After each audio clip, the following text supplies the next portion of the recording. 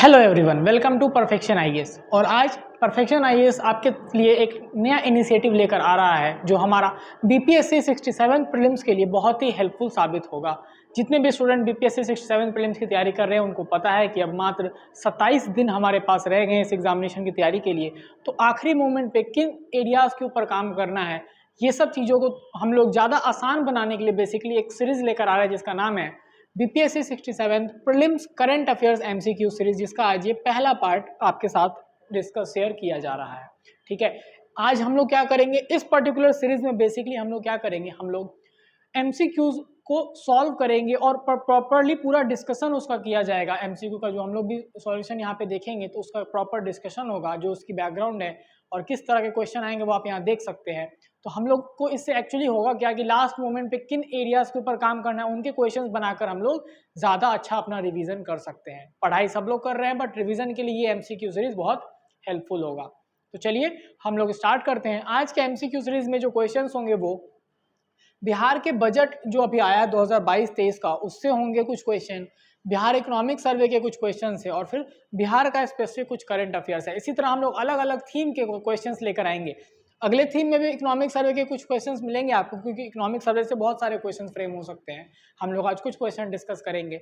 Bihar current affairs हर दिन हम लोग डिस्कस करेंगे और अलग अलग थीम्स हम लोग अलग अलग वीडियोज़ में ऐड करते हुए चले जाएंगे। तो चलिए हम लोग आज का डिस्कशन स्टार्ट करते हैं। सो सबसे पहला question, which of the following areas constituted 6 themes in Bihar 2022-23 budget. Bihar का जो बजट इस साल का था 2022-23 का, उसमें कौन से जो एरियाज थे इनमें से जो कि उसका जो 6 थीम था इस बार के बजट में। तो इस बार के बजट में जब बजट बेसिकली किसने आपको हमारा प्रेजेंट किया है, हमारे फाइनेंस मिनिस्टर जो कि डिप्टी सीएम भी हैं तारकिशोर प्रसाद ने, उन्होंने जो बजट डॉक्यूमेंट पेश किया उसमें इस बार 6 थीम्स की बात कही गई थी।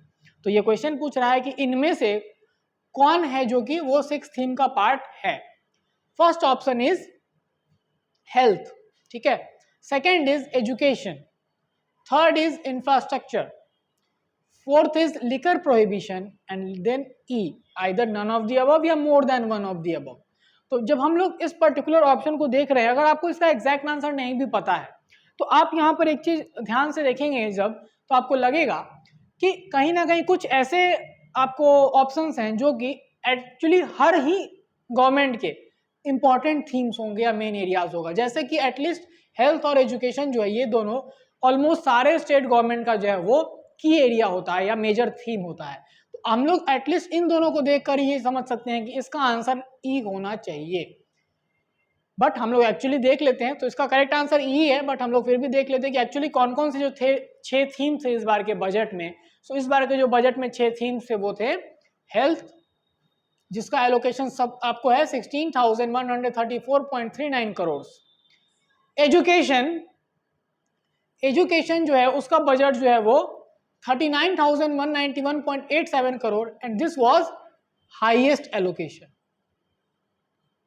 ठीक है, तो बजट इस साल के बिहार के जो बजट में है वो सबसे ज्यादा एलोकेशन किसको दिया गया है, एजुकेशन को दिया गया है बिहार के बजट में। ठीक है, तीसरा थीम है हमारा industry and investment in industries, fourth is agriculture and allied activities and fifth is infrastructure. आपके सामने यहाँ पे इवन अलोकेटेड बजट भी दिया हुआ है। ठीक है, आई होप इस पर्टिकुलर क्वेश्चन का आंसर आपको अच्छे समझ में आ गया कि 6 थीम्स इस बार के हमारे बजट में है, उनमें ये 6 के 6 थीम्स थे। That is why the answer was more than one of the above. अगले क्वेश्चन पर आते हैं। What is the estimated fiscal deficit of Bihar for the year 2022-23। Fiscal deficit जो है वो बिहार का कितना एस्टिमेट रखा गया है इस साल के बजट के अंदर 22-23 के लिए। Option A 3.47% of GSDP, option B 4.67 of GSDP, option C 2.46 of GSDP, option D 3.3 या फिर नन और more than one. More than one तो इस पर्टिकुलर क्वेश्चन में आंसर होगा नहीं, तो या तो नन ऑफ द अबव होगा या ये चारों ऑप्शंस होंगे।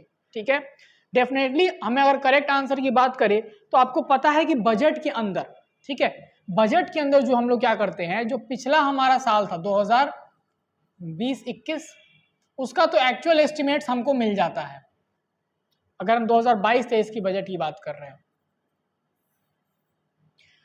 2021-22 का जो है वो प्रोविजनल एस्टिमेट्स हम लोग को मिलता है, क्योंकि ऑलमोस्ट 11 महीने फिस्कल ईयर के खत्म हो चुके होते हैं, एक महीना रह जाता है तो प्रोविजनल एस्टिमेट्स हमें मिल जाता है।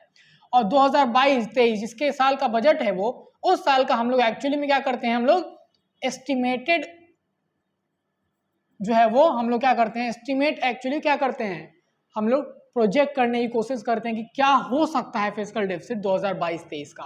तो इस साल के जो बजट के अकॉर्डिंग जो है वो इस साल का जो फिस्कल डेफिसिट जो वो हो सकता है दैट इज 3.47%। 21-22 के लिए ये हमने सोचा था 2.97 but it has not been achieved. ठीक है, ब्रीच हो गया है ये हमारा डेफिसिट, तो ये एक्चुअल डेटा अगले साल जब आएगा तो हमको पता चलेगा। ठीक है, तो ये आपको हुआ कि फिस्कल डेफिसिट कितना प्रोजेक्टेड था। अब जिनको नहीं पता कि फिस्कल डेफिसिट क्या है, तो फिस्कल डेफिसिट क्या है हम लोग को जानना बहुत जरूरी है। बजट का सबसे इंपॉर्टेंट पॉइंट जो है वो फिस्कल डेफिसिट होता है। फिस्कल डेफिसिट सिंपली मींस, जब भी देखो डेफिसिट का मतलब घाटा, घाटा, फिस्कल का मतलब हमारा फिनेंशियल, तो फिनेंशियल को घाटा जो होता है सरकार को उसको फिस्कल डेफिसिट बोलते हैं। तो घाटा कब होगा, जब हमारा एक्सपेंडिचर जो है सरकार का वो उसके पैसे यानी कि उसके रिसिप्ट जो उसके इनकम है उससे ज्यादा हो जाए। जब खर्च हम ज्यादा करेंगे अपने कमाई से तो हमें क्या हो रहा है, घाटा हो रहा है। उसी तरह सरकार के साथ भी यही होता है।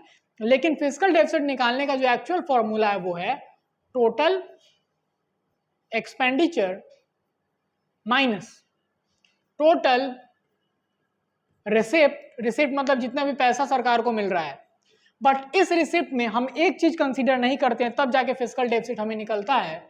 और वो चीज क्या है, दैट इज एक्सक्लूडिंग बोरोइंग्स या लोन्स।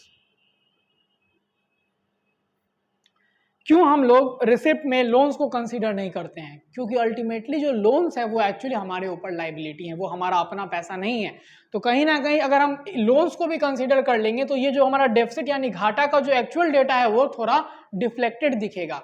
इसीलिए जब हम फिस्कल डेफिसिट निकालते हैं तो हम लोग क्या करते हैं, रिसिप्ट यानी जो पैसे सरकार को आए हैं उससे एक साल में, उसमें बोरोइंग यानी लोन्स को कंसीडर हम लोग नहीं करते हैं। तो ये हुआ फिस्कल डेफिसिट निकालने का फॉर्मूला। ठीक है, तो आपको याद है फिस्कल डेफिसिट 2022-23 के लिए कितना प्रोजेक्टेड है, 3.47% of gross state domestic product.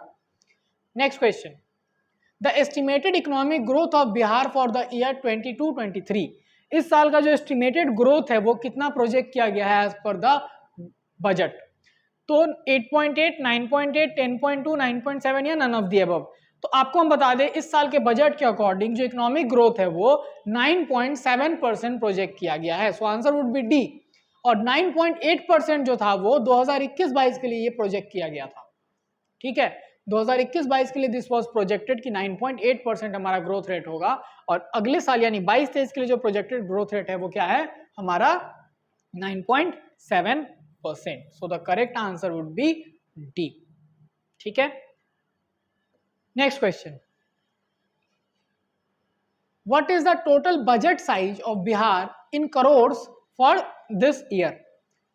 Option A 2,37,691.19 crore, option B 3,62,415.22 crore, option C 6,32,142.02 crore और ऑप्शन डी 2,18,302.46 करोड़ या फिर नन ऑफ द अबव। तो बजट साइड जो है बिहार के बजट का इस बार का दैट इज, पिछले साल 2,18,302.7 करोड़ था। इस साल जो बजट साइज हमने प्रोजेक्ट किया है दैट इज 2,37,691.9 और जो पिछले साल से ये कितना ज्यादा है 8.8%। But budget size this is not actually ये इतना खर्च सरकार करने जा रही है, this is the maximum corpus. इससे ज्यादा मतलब ये सबसे मैक्सिमम कॉर्पस होता है जिसको हम लोग बजट साइज बोलते हैं। तो वो कितना है हमारा इस साल का प्रोजेक्टेड 2,37,691.19 करोड़। तो नाउ एक स्मॉल डिफरेंस आप समझ लीजिए इसका कॉन्टेक्स्ट कि बजट साइज और बजट एस्टिमेट में डिफरेंस क्या है। बजट एस्टिमेट जब आप देखेंगे तो आपको अभी भी 1 लाख करोड़ ही दिखेगा बिहार में, पिछले साल भी इतना ही था। लेकिन बजट साइज जो होता है वो थोड़ा बड़ा फिगर है, वो बिगर कॉर्पस है। Estimate is a forecast of the capital needed for the project activities of a programme. ठीक है, एस्टिमेट जो है वो एक एक्सपेक्टेशन है कि इतना ज्यादा खर्च जो है वो होगा इस पर्टिकुलर चीज के ऊपर। But the budget size is the maximum amount of money जो एक ऑर्गेनाइजेशन या individual is willing to spend.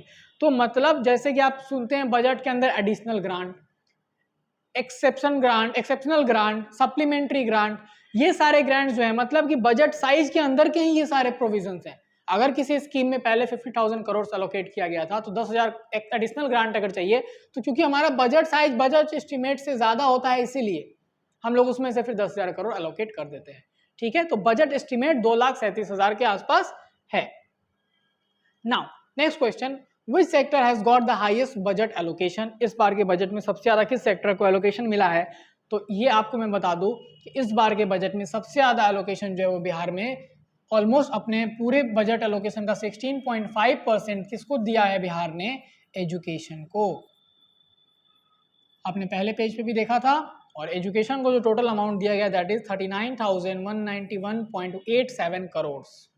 ठीक है, सेकेंड नंबर पे है urban and rural roads 16,430.99 crore.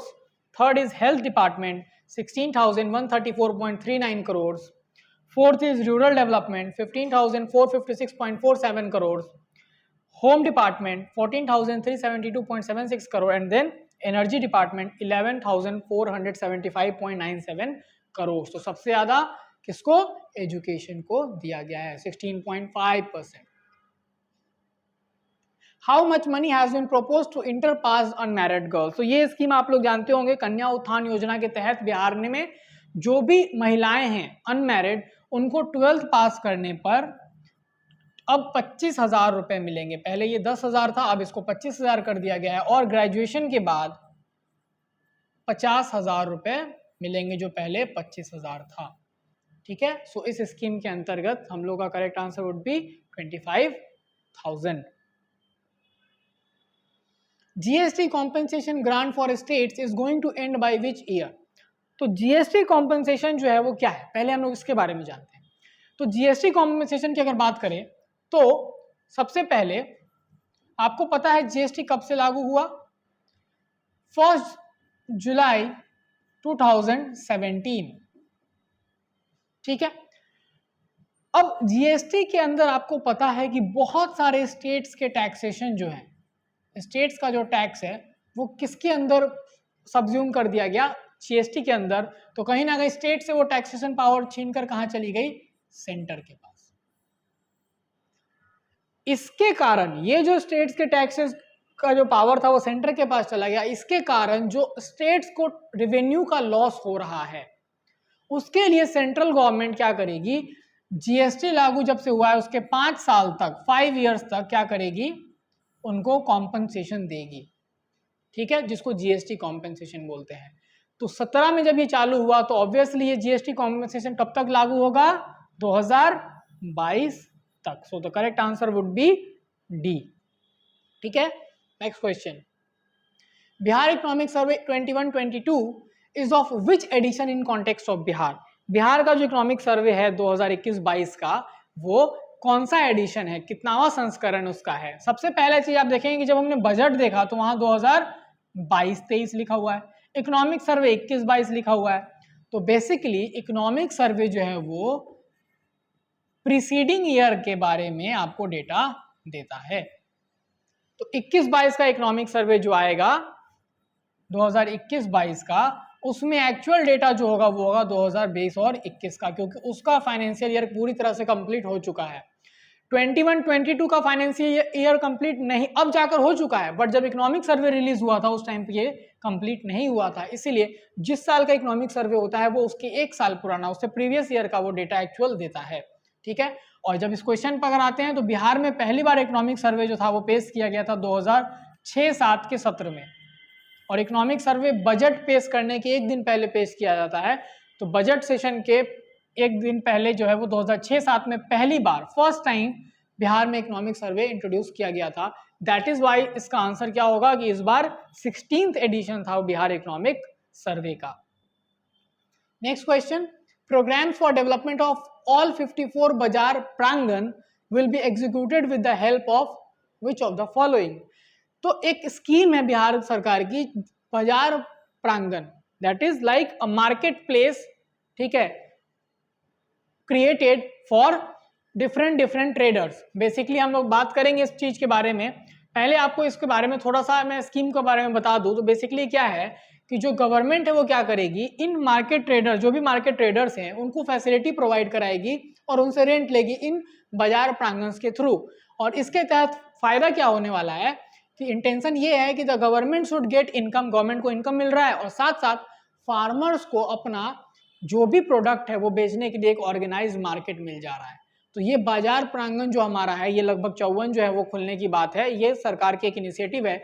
और इन बाजार प्रांगण को, इनिशिएटिव को जो हेल्प करेगा वो कौन बॉडी करने जा रही है, that is NABARD. So the correct answer would be C, NABARD. What is Bihan? Recently launched by government to integrate various ongoing digital application on single platform। बिहान क्या है जिसको सरकार ने अभी हाल ही में लॉन्च किया है, किसके लिए? To integrate various ongoing digital application एक सिंगल प्लेटफॉर्म के अंदर। तो हम लोग इसके बारे में बात करेंगे, बट आपको पहले बता दें Bihan is basically a mobile application. Bihan stand for Bihar horticulture agriculture app. देखिए इसके बारे में यहाँ पे, it is an app for all the official and workers of department of agriculture government of Bihar. तो एग्रीकल्चर डिपार्टमेंट के जितने भी ऑफिशियल और वर्कर हैं उनके लिए ऐप है to digitise real time information. और ये इंफॉर्मेशन से उनको क्या फायदा होगा? First and comprehensive application to access crop coverage of all crops. तो क्रॉप कवरेज में हेल्प करेगा, साथ साथ हॉर्टिकल्चर क्रॉप्स में भी। Crop target and crop damage to be reported directly from the farms इस ऐप के थ्रू। Then crop coverage areas to be assessed by each panchayat. फिर जो क्रॉप का आपको रिपोर्ट आया उसको सारा पंचायत असेस करेगा। All officials including those in headquarter office in Patna to be connected in real time. Real time में इवन हेडक्वार्टर से भी कनेक्शन हो जाएगा इस ऐप के through. Senior officials like secretary और director to share instruction any time.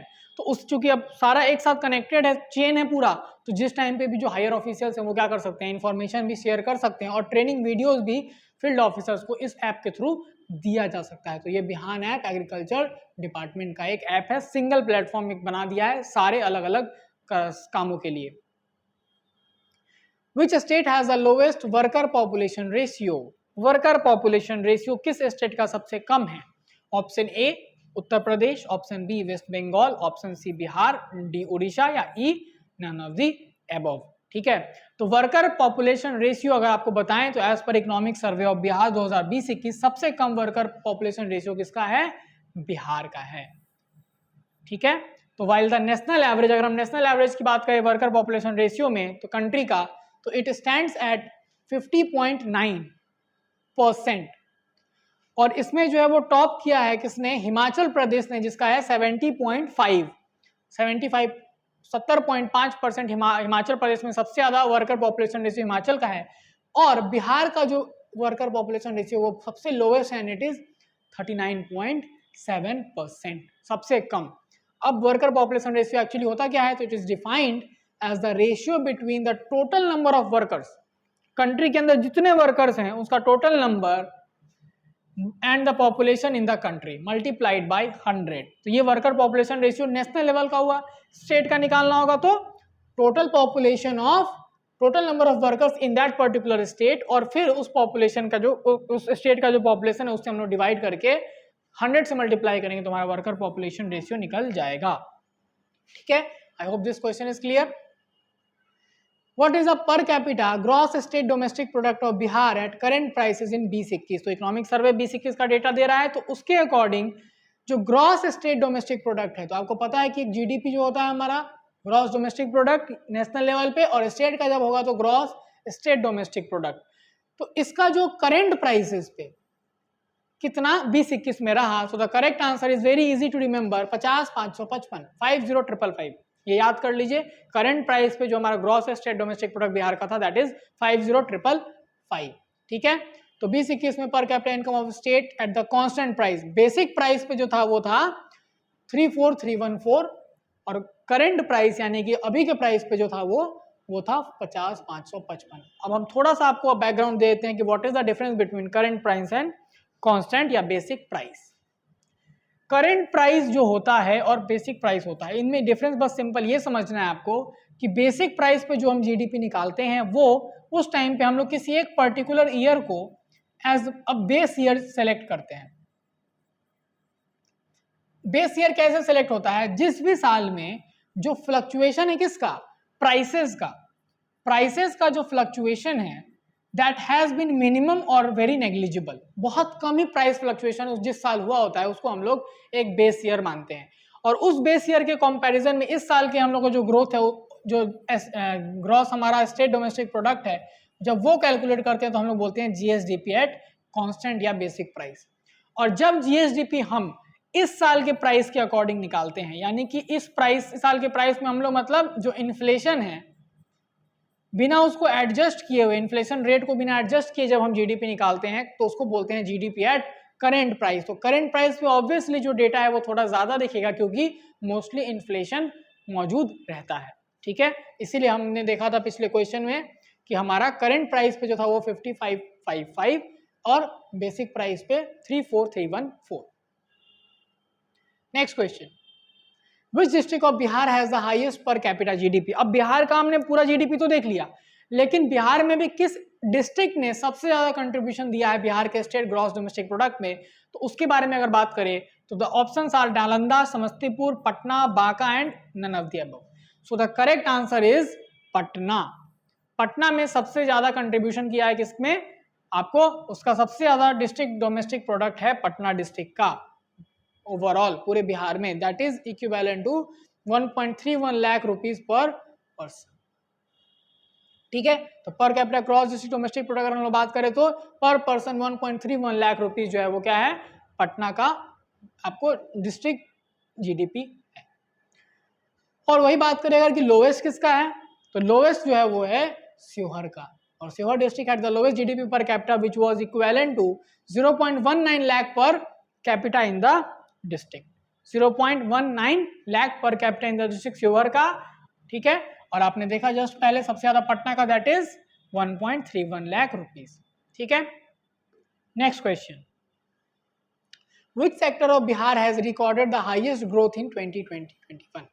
किस sector ने सबसे ज्यादा ग्रोथ एक्चुअली रिकॉर्ड किया था? तो सेक्टर आपको पता है कितने सेक्टर होते हैं हमारे, 3 सेक्टर होते हैं, प्राइमरी, सेकेंडरी, टर्शियरी। प्राइमरी मतलब agriculture and allied activity, secondary मतलब industries and manufacturing industry, tertiary मतलब सर्विस सेक्टर। तो बिहार में किस सेक्टर ने सबसे ज्यादा ग्रोथ दिखाया है? तो हम लोग अगर ऑप्शन देखें, प्राइमरी, सेकेंडरी, टर्शियरी का ही एक पार्ट होता है क्वाटनरी। ठीक है, तो और या फिर नन ऑफ द अबव या more than one of the above. तो the growth rate of primary sector was 2.3% और ये अभी हुआ है कितना, जो growth rate of primary sector वो secondary sector was 4.8% and that of tertiary sector was 8.5% during the period. The share of tertiary sector has been steadily increasing and it has been increased from 57.3% to अभी कितना है 61.2% इन 2021। तो सबसे ज्यादा जो growth actually show कर रहा है वो कौन सा सेक्टर कर रहा है बिहार में, टर्शियरी सेक्टर। आप देख सकते हैं कि 57.3% जो था 2013-14 में, आज के डेट में वो कितना हो गया है 61.2%। ठीक है, जनरली अगर मैं आपको एक्चुअल डेटा दूं तो प्राइमरी सेक्टर जो है वो डिक्रीज किया है, इंडस्ट्रियल सेक्टर मार्जिनल इंक्रीज किया है और टर्शियरी सेक्टर जो है वो अच्छा खासा इंक्रीज किया है, ऑलमोस्ट 4%। ठीक है, next question, what is the share of primary sector in Bihar GSDP. Bihar का ग्रॉस स्टेट डोमेस्टिक प्रोडक्ट में एक्चुअली प्राइमरी सेक्टर का शेयर कितना है, 19.2, 22.4, 28.4 या 12 या none of the above. So the share of primary sector जो था वो पहले 2013-14 में 23.4% था, जो कि अब घट गया है और कितना हो गया है 19.2%। तो प्राइमरी सेक्टर का जैसे मैंने आपको बोला था कि घटा है, तो ये देख लिया आपने घटा है and that has, so the correct answer would B 19.2%। वही बात करें सेकेंडरी सेक्टर का तो आप देख सकते हैं मार्जिनल इंक्रीज 19.3 से 19.5 और टर्शियरी सेक्टर का जो है वो बहुत इंक्रीज जो आपने अभी देखा 57.3 से 61.2%। ठीक है, I hope this is clear. What is the number of internet subscriber इन करोड़ इन बिहार इन 2021? ये भी डेटा सामने आया था कि कितने इंटरनेट सब्सक्राइबर हैं एज पर इकोनॉमिक सर्वे 2021 तक। तो the correct answer is 5.5 crore. अगर हम ओवरऑल आपको बताएं तो लगभग 658 मिलियन इंटरनेट यूजर्स हैं पूरे भारत में, जो कि जनवरी 2022 का डेटा है। ठीक है, सो India's internet penetration rate stood at 47%, 47% penetration rate internet का इंडिया में अचीव हो चुका है। और आप इवन बिहार का भी डेटा देख सकते हैं कि ये भी 40% से ज्यादा ही हो गया है of the total population at the start of 2022। और ये केपीओस एनालिसिस के थ्रू पता चला है। तो आपको एक और प्रीलिम्स का क्वेश्चन यहाँ बन सकता है, केपीएस एनालिसिस क्या करती है एक्चुअली? तो वो इंटरनेट पेनिट्रेशन जो है वो बताती है। ठीक है, next question, with respect to road density in India what is the rank of Bihar? Road density के अकॉर्डिंग जो है वो बिहार का रैंक क्या है भारत के अंदर? तो रोड डेंसिटी का मतलब आप समझिए, इसका मतलब ये नहीं है कि सबसे लंबा या सबसे हाईएस्ट नेटवर्क ऑफ रोड, नहीं। जो भी आपका हमारा जो रोड डेंसिटी निकलता है दैट इज कितना किलोमीटर रोड है पर 1000 स्क्वायर किलोमीटर एरिया, ये रोड डेंसिटी बताता है।